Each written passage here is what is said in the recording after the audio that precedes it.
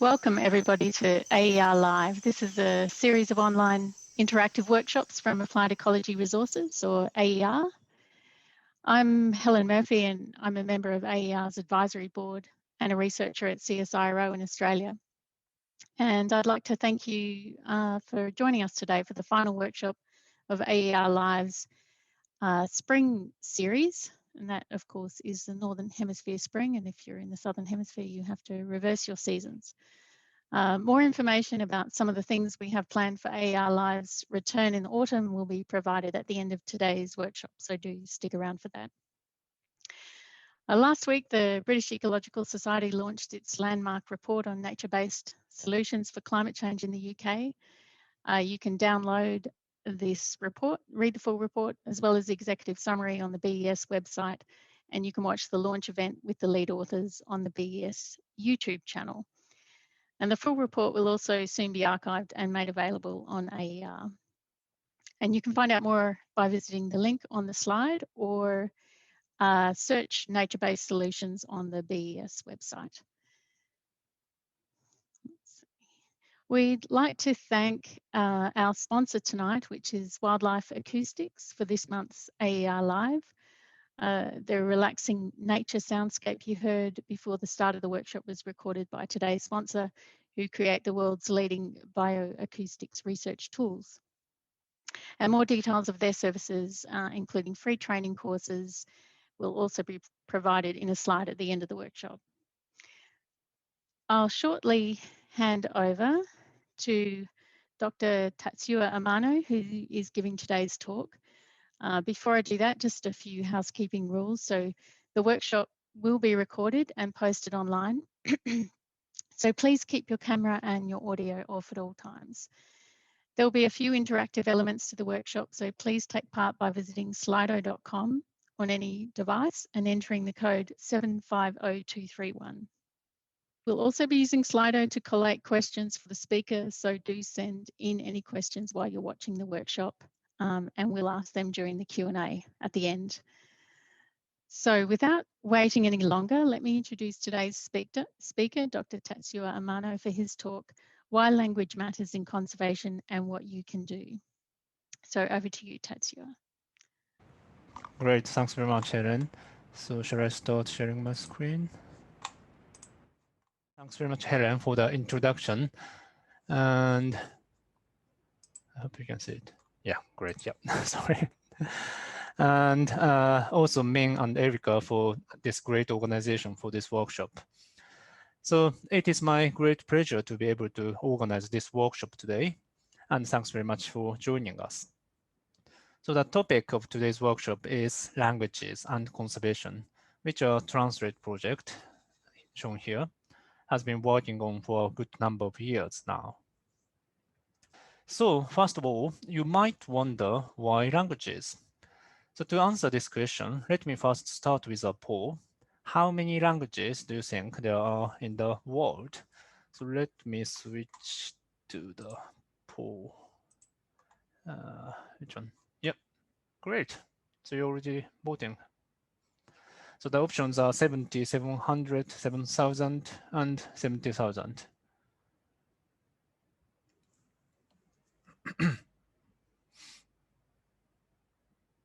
Great, that's good. Interesting. So no one is voting for 70 and 700. Great. So apparently, majority of people voted for 7,000, but some other people voted for 70,000 as well. And it's increasing. Yeah, great. Thanks very much. So let's go back to the slide. Yep, can you see it? Great. So the answer is, yes, it's about 7,000. So most people voted for the correct answer. So there are 7,000 languages around the world. It's a big number. And we can find the answer to this question, why these languages matter in conservation, in the title of another BS journal, which is People and Nature. So conservation is not only about nature, it's about people and nature. Because people destroy nature, people conserve nature, and nature has a lot to offer 2 people. And those people around the world use 7,000 languages to communicate. So why would we not take languages into account when tackling conservation? To me, it only seems natural and absolutely necessary to consider how having so many languages among us might affect our conservation effort. But of course, we have English, the common language of science, so surely also having so many other languages shouldn't be a problem. But then let's take a look at these two maps. The map on the left shows the states and territories where English is the first language. And the map on the right shows the global distribution of threatened species. And as you can see, we have two very contrasting maps. The region where biodiversity is the richest and is threatened the most, and therefore conservation is needed the most, are often regions where English is not widely spoken. Still, if you are, for example, a conservation practitioner in the UK working on the conservation of your local species, you might think this is not relevant to you. But actually, language can still have some significance to the conservation practitioner in countries like the UK. For example, let's look at this species, common pochard. Its population in the UK has been declining sharply since the 1990s, so it's one of the species with the highest conservation priority in the UK. But if we look at the geographical distribution of this species, we can see that it's an extremely wide-ranging species. It appears almost everywhere on the Eurasian continent and North Africa. And in fact, we can find common pochard in 108 countries, across which 75 official languages are spoken. So this means wintering populations in the UK are likely to be affected by threats in other countries where English may not necessarily be widely spoken. On the other hand, some important scientific knowledge on conservation of this species might be available in, say, Japan, in the Japanese language. And of course, conservation planning for this species could involve these 108 countries around the world. So in a study nicely led by Pablo Nigret, we looked at the number of official languages spoken within the distribution of each of the 10,000 bird species. Common pochard is a rather extreme case shown here. But importantly, we found that over 1,500 species, including 43 threatened species, had 10 or even more languages spoken within their distribution range. And as you can see in this figure, some threatened species actually have 20, 30, or even 50 languages, official languages, spoken within their distribution. So for the conservation of these species, we clearly need to understand the consequences of having so many languages spoken within the species distribution. So now the question is how exactly language might affect conservation. So this diagram summarizes the potential pathways through which language can affect biodiversity conservation. Put simply, having different languages among us can create barriers to information access and barriers to communication. Barriers to information access would be, for example, inaccessibility to scientific literature, disseminated information, and policy documents, and so on. And this can affect research practices, policies, and the general public as well. But barriers to communication also have implications at multiple levels. For example, language can pose a barrier to the development of international collaborations. Language can also impede the formation of effective policy agreements among countries, and so on. And today I'll be focusing only on this part, barriers to information access. But if you're interested in other consequences of language barriers in species conservation, please do have a look at this preprint and this paper as well. So next, how can language impede information access? In this paper, we showed that about 1/3 of scientific documents on conservation is actually written in languages other than English. So also, we quite often assume that any important scientific knowledge would be available in English. The reality is that language is acting as a barrier to us making an effective use of this amount of scientific knowledge on conservation. And such scientific knowledge available in non-English languages indeed plays an important role in conservation. For example, these blue grid cells show the distribution of English language studies testing the effectiveness of conservation interventions stored in the conservation evidence database. And you can see that English language studies are, unsurprisingly, concentrated in certain countries, such as the UK and the US.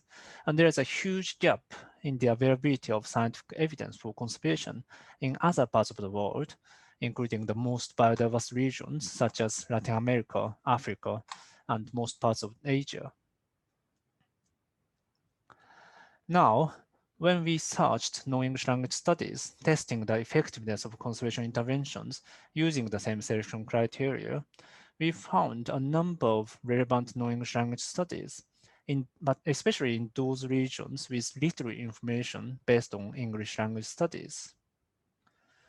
So these non-English language studies provide a systematically different type of scientific evidence, filling gaps in evidence-based knowledge. And such examples include a Spanish language study testing the effectiveness of an intervention to alleviate conflict between livestock farmers and this endangered Andean mountain cats in northern Patagonia, and a Japanese language study reporting the effectiveness of relocation for endangered Blackstone fish owls. So this clearly indicates that language barriers impede access to some important scientific knowledge at the international level. But many people often assume that such non-English language studies are diminishing as science is becoming increasingly globalized. Well, in this study led by Sean Chaudhry, we showed that that is actually not the case. Instead, we found that the number of publications of biodiversity conservation has actually been significantly increasing in most languages, especially in Portuguese, Spanish, simplified Chinese, and Russian, and so on. So contrary to the common perception, the importance of non-English language knowledge in conservation is certainly not diminishing, and overcoming barriers to access such non-English language scientific knowledge continues to be an important challenge.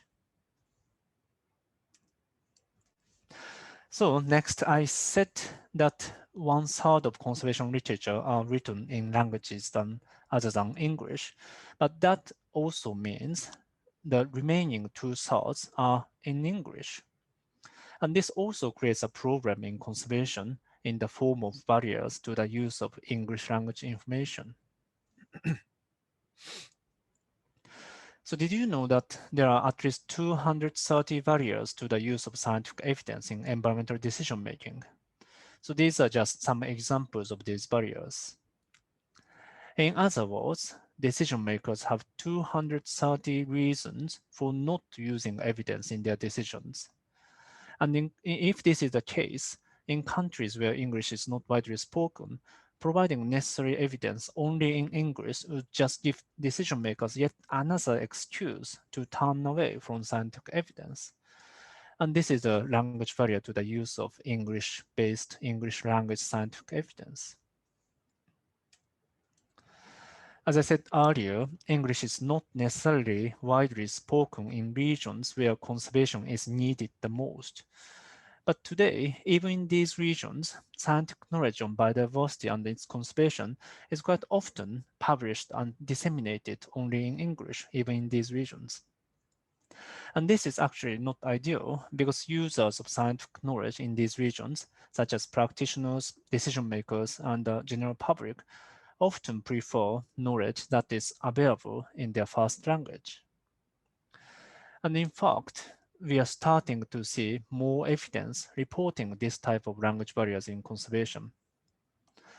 For example, half the protected area directors in Spain recognize language as a barrier to the use of scientific papers in their decisions. 12% of decision makers in Switzerland also reported language barriers. And the Indonesian farmers also prefer information being communicated in their first language. So if you publish and disseminate your knowledge only in English, it may not effectively be used in countries and regions where English is not widely spoken. Okay, we now know that language barriers can have significant implications in conservation. So next, let's look at how species are associated with different languages. Based on Pablo's work I mentioned earlier, Brad Woodworth developed this fascinating interactive map showing where in the world we can find bird species associated with each official language. So I think May is now going to post a link to the map in the chat box, but let me show you what it looks like. Here we go. So in this map, you can choose some different languages, and let me show you the example of Russian, if I can find it. Yep, so this is the distribution of species associated with Russian. So you can see that up to 200 or even 300 species, not only in Russia, but also in Europe, Central and Western Asia, and East Asia are associated with Russian, meaning Russian is spoken within the distribution of these species found in this broad region. So this means Russian could be a key language for the conservation of these species found in these regions. Okay, so let's look at another example, which is I would choose Mandarin Chinese. Yep. So in this case, Mandarin Chinese could be a key language for the compilation and dissemination of scientific knowledge on the conservation of these up to 500 species found in Southeast Asian and Himalayan region. So I hope you will enjoy this interactive map later. Great, so let's switch back to a slide. Yep. So this map summarizes the results across languages. So here we found that these areas in Central and Western Asia, shown in wine red, have particularly high numbers of species associated with many languages. So we could perhaps say that paying attention to language barriers could be particularly important for the conservation of species in these regions. So now let's move on to the solutions to this problem. How can we overcome language barriers in conservation? First, I'd say it's important to disseminate knowledge in multiple languages. Nowadays, an increasing number of English language journals allow and encourage authors to provide abstracts and even main text of their papers in non-English languages. So this is a recent example from the project I'm involved in. With this paper, we are really keen to widely disseminate the importance of teaching evidence-based conservation. So we provided abstract in 7 different languages and also published free education materials in multiple languages. So here, let me try another poll. Have you ever published abstract or main text of your English language papers in a non-English language? So let me switch to the poll and activate the second one.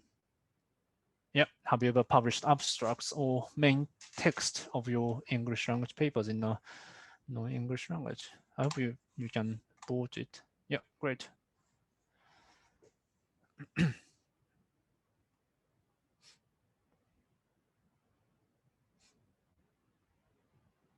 Great. Okay, some people have published both abstract and main text in non-English language, which is very impressive. Great, thank you. So yeah, this is amazing example, and this is amazing result. And yeah, so actually, more over the half the people voted yes, only abstract, or abstract and main text. But still, 40% of people have never published abstract and main text in non-English languages. And of course, I understand that it might not be necessary for every single paper to have a non-English language abstract. But still, I guess this solution could be encouraged even more. Great, let's go back to the slide. Okay, so the same approach is also applicable to knowledge dissemination to the broader society. For example, the Hong Kong Birdwatching Society and Wild Bird Society of Japan have jointly produced this education material on spoonbill sandpipers in 5 different languages.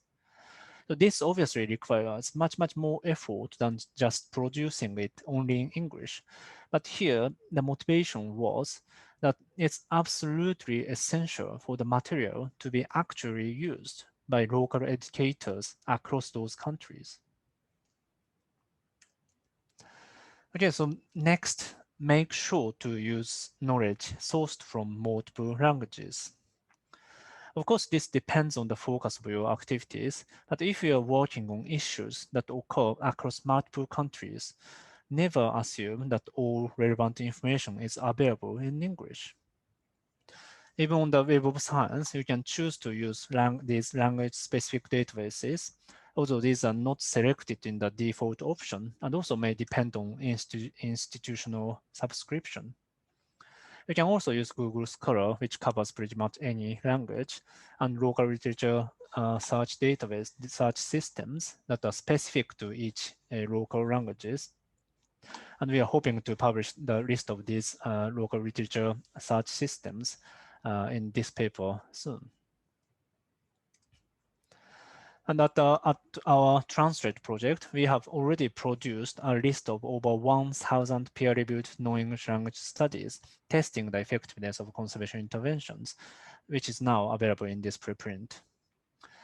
And we also compiled a list of 466 peer-reviewed non-English language journals in ecology and conservation. So these should be a good starting point for anyone who wants to explore scientific knowledge on conservation available in non-English languages. Next, if you're producing scientific knowledge in non-English languages, you can try to increase the visibility of the non-English language knowledge. I often upload my preprints and presentations in Japanese on Figshare, and the OSF also stores non-English language materials. And of course, the applied ecology resources are also multilingual, encouraging the submission of non-English language materials. So instead of leaving important non-English language knowledge scattered across everywhere, it would be much more efficient and searchable if we could collectively store non-English language knowledge in these well-recognized repositories. Finally, pay attention to language balance in conservation. So let me ask you my last question of the day. What is your first language? Please let me know your first language on this poll. So I need to activate the third one. Great. What is your first language? Great. You have English, obviously, and Spanish, German, French. Oh, it's moving around. Portuguese, Korean, Cantonese, Chinese, Malay, Turkish. Great. That's great. Thank you. So obviously, the majority of participants today are native English speakers. But we also have a good number of Spanish and Portuguese language speakers, which is great. So we have a perfect example here, because while 95% of the global population are non-native English speakers, in conservation communities, non-native English speakers, such non-native English speakers are quite often underrepresented. So I think this example nicely shows this representation of different native speakers of different languages. Great, thank you. So let's go back to the slide. So just like many other measures of diversity, linguistic diversity is quite often overlooked in conservation communities. But as I have been showing today, language barriers could seriously impede both the compilation and application of knowledge in conservation. And to address this important issue, we desperately need the unique skills and insights that native speakers of various languages around the world can bring. So in this recent work, led beautifully by Avi Lynch at USGS, we assessed how such linguistic diversity is reflected in IPBS biodiversity assessments. And we found that non-native English speakers are sufficiently represented in terms of the number of experts involved. But importantly, their voice in the form of reviewers' comment was hugely underrepresented. So I would encourage people to conduct assessment like this at various levels, such as journal editorial boards, global collaborations, specialist groups, etc. Okay, so I have been talking about some potential solutions, but as you might have noticed, none of them were groundbreaking. And actually, that's where the real problem is. All of these solutions are such straightforward and simple solutions, and yet are rarely implemented. So it's a perfect example of where knowing a path is different from walking the path. And indeed, when we look at how we are dealing with the current pandemic, you can see that quite naturally, efforts are being made to overcome language barriers. For example, the WHO now compiles literature on COVID-19 published in 56 languages, while the Australian government provides resources on COVID-19 in an impressive 92 languages. 92 languages. But such multilingualization is still far from being common practice in conservation. So what's the difference? Why are we seeing this for COVID but not conservation? In my opinion, people are willing to do this for COVID because we are desperate. We are desperately trying to synthesize every single evidence and send messages to every single person around the world. Don't we need to do the same for conservation? Are we in a less desperate situation with conservation than COVID? I don't think we are, but this is definitely a question that is worth asking. Okay, anyway, all the solutions I talked about today are summarized in this paper, which I hope will be published quite soon. So this paper covers not only conservation, but also science in general, and in particular, some of the important solutions I couldn't cover today, such as how we can deal with language barriers to career development in non-native English speakers. So please do have a read when it's out. I will disseminate it on my Twitter and the project website as well, which is shown here. Great. So lastly, I'd like to thank all the collaborators of our Translate project for their huge, truly huge contribution. I must say there are just so many that I couldn't include everyone on the same page. So our project aims to scientifically understand the consequences of language barriers in conservation and science. And this is a task that is literally impossible without the huge help from these amazingly passionate native speakers of 17 different languages. And I also believe that this nicely showcases what cultural diversity in science and conservation can bring to the table. So we are working on many other exciting research and solutions. So please do visit our website. And if you're interested, contact us anytime. Let's work together to solve this important challenge in conservation and science. Great, so that's it for today. And thanks very much for listening. Thanks very much, Tatsuya. That's been a great presentation, and we've got a few questions that have come through, including comments that that was a great presentation. So here's a couple of people have asked. You showed that the number of publications in non-English languages is increasing. Do you know why you have any thoughts about why that might be? So I think conservation is just becoming popular and I mean becoming important.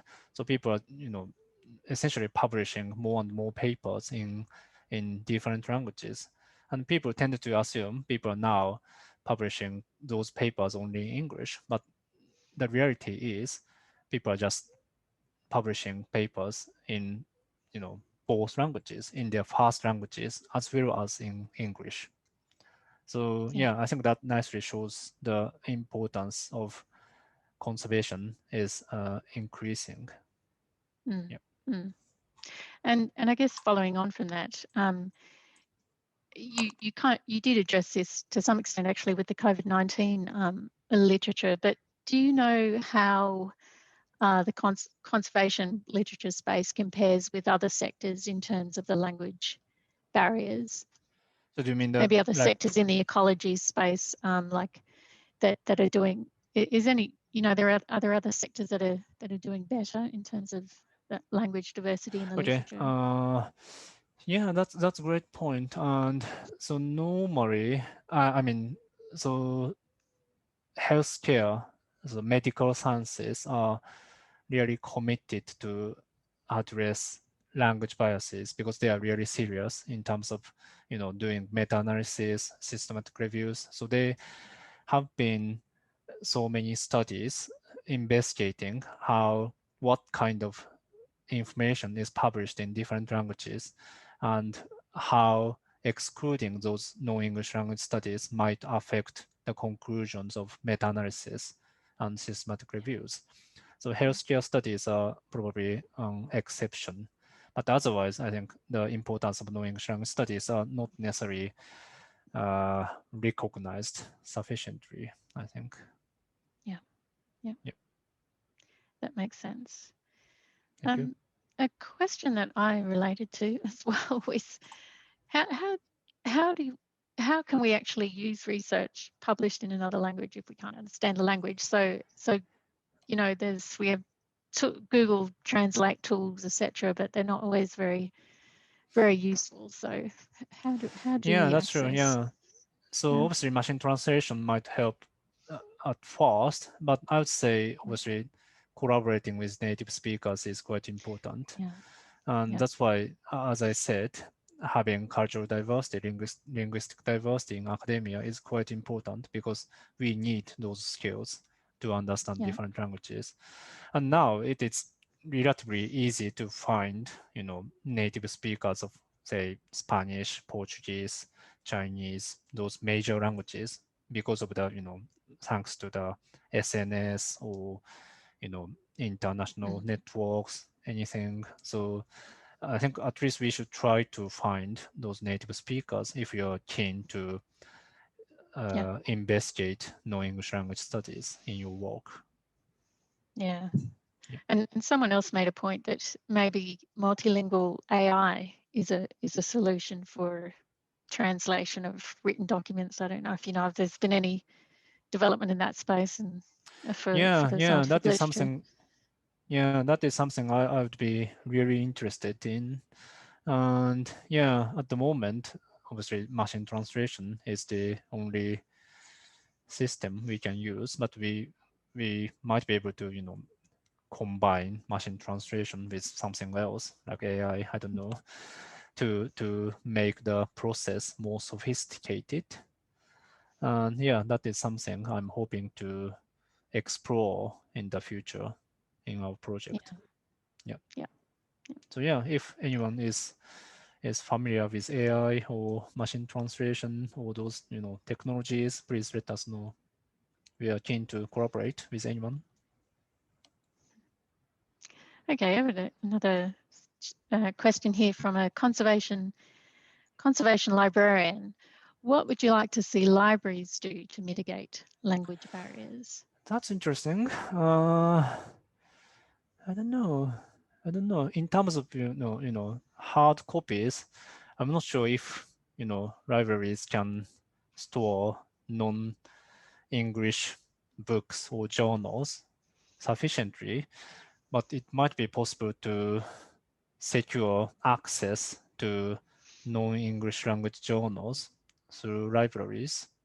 So yeah, I'm not sure. Yeah, that's really great question, and I'm keen to discuss possibilities. Yeah. Yeah. All right. So maybe Yeah, or that person maybe would like to making contact you. networks. Yeah. Sorry, making networks and connections with other libraries in non-English speaking countries could be one option. Could be promising option. Yeah. Yep. Yep. Okay. I think we might have time for a couple other questions. So another question is that, so do you have any tips to make it easier for research partners and co-authors to help translate work into different languages? Is there much support for that through the publishers or journals or? Sorry, could you repeat the question again? Just whether you have any tips for how you can access support to help translate work into another language.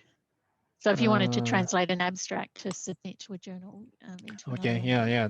That's so yeah, that's actually important point. And since I started this project, I have been contacted by so many people asking this, opportunity. They are very keen. Those people are really keen to provide non-English language abstract. But obviously, if they don't have skills for specific languages, they need to find translators or collaborators or anything else.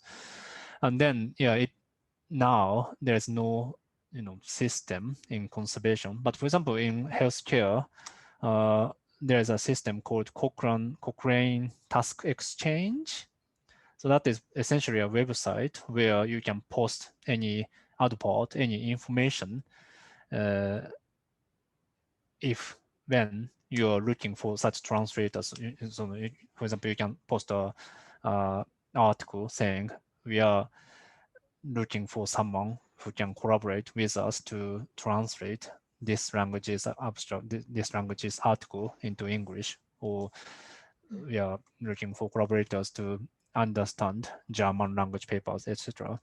So if we can develop that kind of system in conservation or ecology, we might be able to enhance or make the process easier to find such collaborators or volunteers. So yeah, I hope that makes sense. But yeah, I say it's difficult, but we can have some potential solutions. Yeah, so it almost sounds like it needs a dedicated, I'm not sure what the Cochrane Task Exchange is, but it almost sounds like we need a dedicated, you know, tool, community of practice, I guess, and to volunteers to help us do that. Yeah. So that might be the last question, but for all the suggestions in the list, I think on your last slide, on how to address language barriers, if you could choose 3 to focus on, like your top 3, what would those be? That's that's hard because, as I explained in that paper, language barriers is a multi-faceted problem. So it has multiple dimensions, and it can affect evidence synthesis. It can affect the use of scientific evidence in decision making, but it is also about barriers to the effective career development of non-native English speakers. So those tips are for different aspects, and it is indeed hard to select only 3. And even so, we provided 10 tips for overcoming language barriers in science, but it was really hard to narrow everything down into 10 tips. So yeah, sorry, I couldn't answer that question, but yeah. Yeah, it's hard. I mean, it's really multi-directional problem. Yeah.